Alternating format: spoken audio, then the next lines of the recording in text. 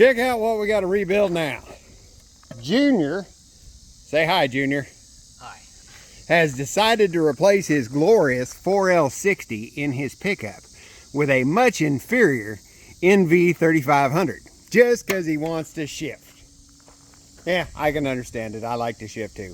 And he's no stranger to manual swapping because he manual swapped his S10 a few years ago, so should go good. He picked this transmission up cheap, but it does need rebuilt. He's going to clean it up right now. The one thing we know about it is that it jumps out of second gear, and I noticed that the input shaft's going to need replaced because the area where the pilot bearing goes is totally screwed up. But we're going to tear it completely down, do a video on tearing it down, rebuilding it, maybe even get some video of him swapping out the auto. Right now he's going to give it a bath, and then we'll get it in the shop and start taking it apart.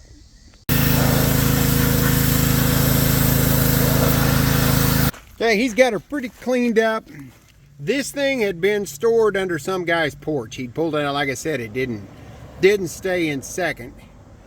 Pulled the drain plug, there wasn't any fluid in it, but on a positive side, water didn't come out. I was kind of worried if it had water in it. There was some sparkly on the plug. A lot of that is brass just from the synchros. Knew we were going to put those in anyway.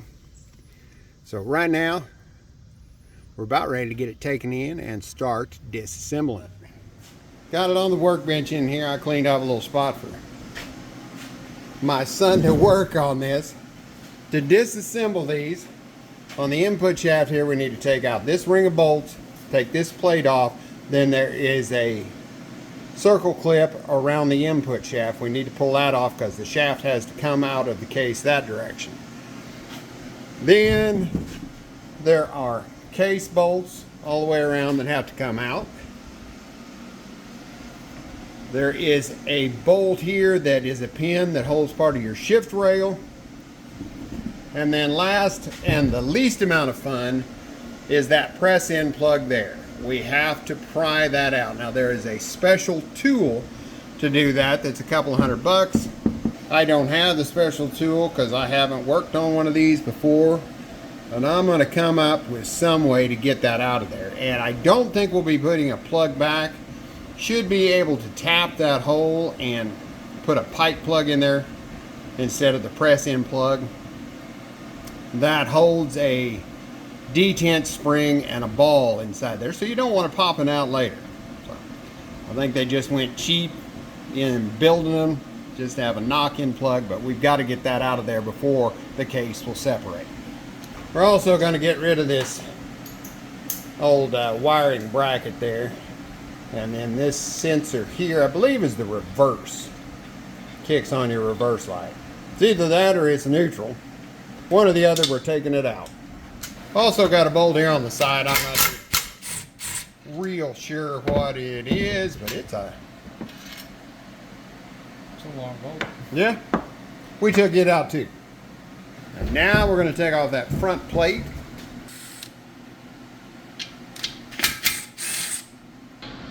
You got lucky, the plate just pulled right off there. That has your front seal in it. It's got a gasket there. Okay. Silicone. Oh, is it silicone? Okay. Yeah. We'll put that over here with the bolts together. Now we've got a clip right here that has to come off, and that will let the shaft slide out of the bearing. In order to work on these clips, you need a tool like this. Don't use a regular pair of snap ring pliers, use this type.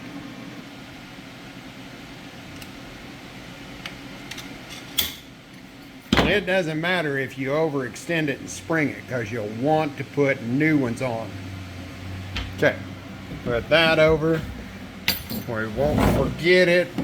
That's all we can do right now, because that lets that slide out. We'll bring it around. I think before we do the case bolts, we'll try to get that plug out. Alright, this is no problem. I'd seen some videos where people had really struggled to get these out. And there's just a little bit of prying. It's twisting an awful lot. Well, we need to put a screwdriver on the other side. Put it on both sides. That way it doesn't screw back in there.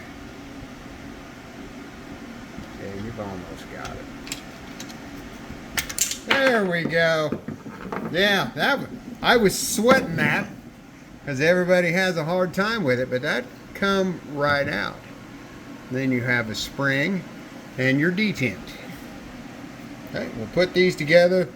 We'll have the front of this case off, so we'll decide what we want to do as far as either putting this back in with the plug or a pipe plug, one or the other. Well, now we're down to case bolts and the rail retainer bolt there.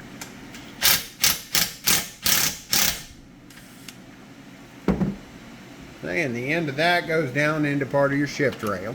So we'll set that over with the detent ball and the plug. And now we got case bolts. These are of course a little annoying to get to. Can you get an open end or a box end wrench on them and whack them with a hammer? Get them broke free, then you should be able to buzz them out with that swivel. There you go.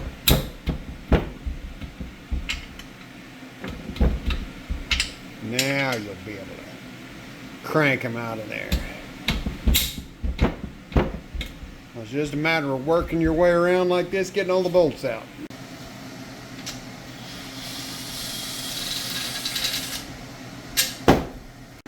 Alright, we got all the bolts out. Now we're just trying to figure out how to separate it without breaking anything. You got to hold the back of the transmission because it's going to. Okay, on this side with the pry bar, we can get enough bite to pop it loose right there. Maybe it would loose. Oh wait, they have alignment pins. Yeah. There. Where's the other one? That one right there.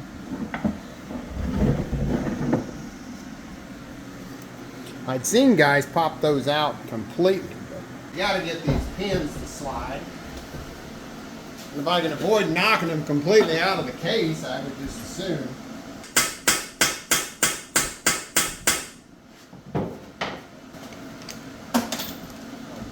And I'm gonna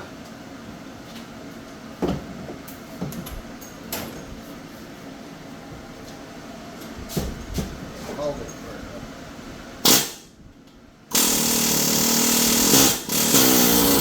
There we go.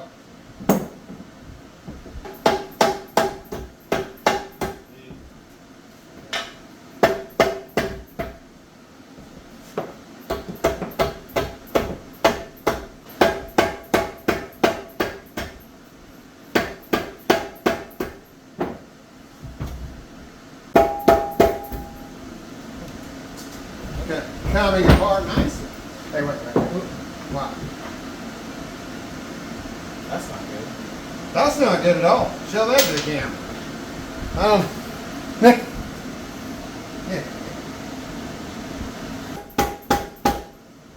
And I don't think we did that because Something.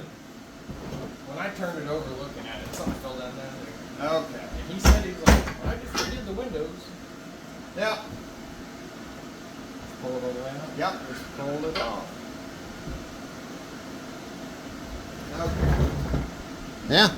Main shaft or the input shaft slides out there, so we'll put bearings in this and we can clean that up. But definitely need a shifter fork because it is totally forked. Uh-huh. Good thing you got it cheap, Junior. $100. Yay. All right. Now, so we need to knock this roll pin out and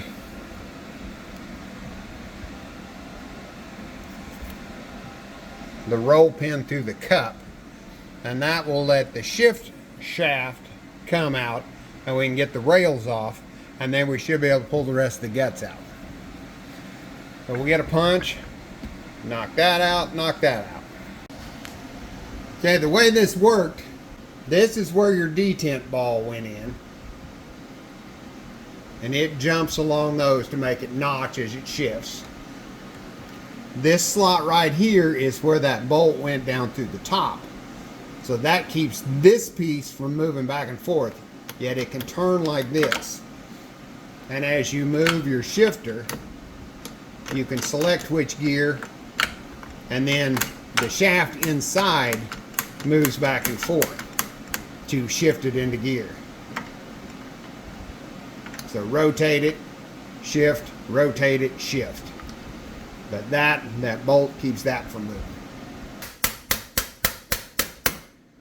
And it looks like you got to turn it to the side, pull it to the back, so the other end of the pin's not hitting any of your gears. Uh-oh. Okay, we learned that when you're knocking that out, turn it this way, because you've got much more clearance. I think turning it this way, it almost cleared. I think I knocked a tooth off one of his brass synchros getting it out, but we're replacing those anyway, so it doesn't matter. But if you turn it this direction and drive it through, you've got plenty of space for the pin to drop out. All right, now let's see about this. And by rotating that around that way, I can drive through this hole, drive that pin out there.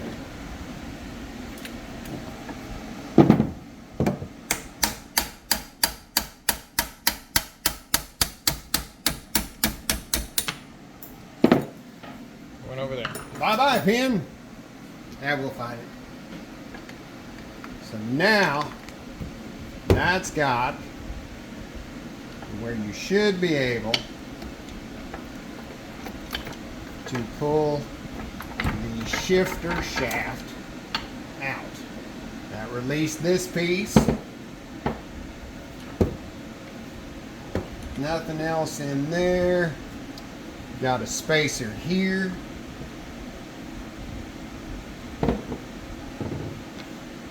And then you can pull this assembly off.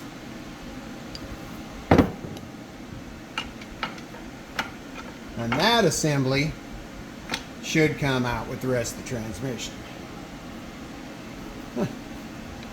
Instead of the little pads like the T56, they've got a full molded assembly.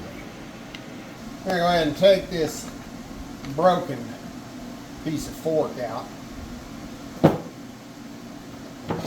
Set it together. Now, that long bolt we took out the side went through this bracket for the reverse gear. Another chunk of shifter fork. That was one thing I was reading about these transmissions.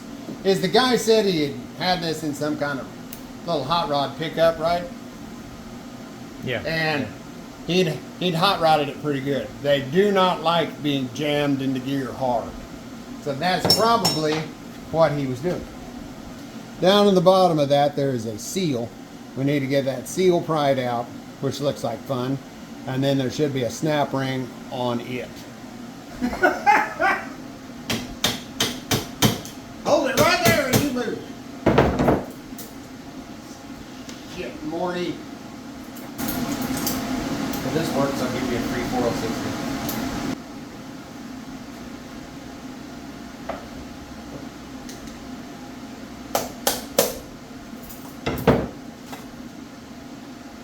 I just got me a free 4L60. Had one anyway. I've actually given you two, or this will be the second free 4060. Okay. Now we tried a couple different things. Whoa. We got too much backlight. Yep, there's a clip in there. Chiseled around it, knocked some holes, tried to free it up. What I ended up doing was knocking a fairly good sized hole there. What'd you get out of my video? What? My video, technically. Took a piece of brake line, put a bend in it, stuck it through one of the holes in the seal. You saw the rest, vice grips, couple of taps, come right out easy. It was my idea. It was not Junior's idea. It was my idea. Well, see if you can get that clip out of there. I got the seal out. You got to get the clip out. I'm just better than you. You you have the proper tools. Thanks to you. Yeah, exactly. Why'd you have the proper tools? Because of me. Because of me and my T56 experiences. We found one more bolt. Yep, that released it. Okay. For the reverse gear. Hey, hang on. We gotta go through this. For the reverse gear. Long bolt here, short bolt here. Now, give it a tap.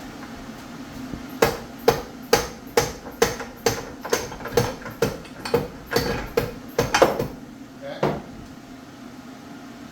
That's the piece that the long bolt went through. Here's your, I got my idler gear here. Okay, idler went ahead and come out. That's the part that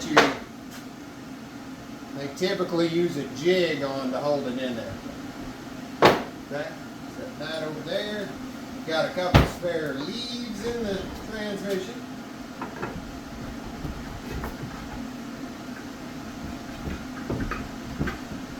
Okay, counter shaft is separated. Okay, hold on. Case man. And the main shaft is out.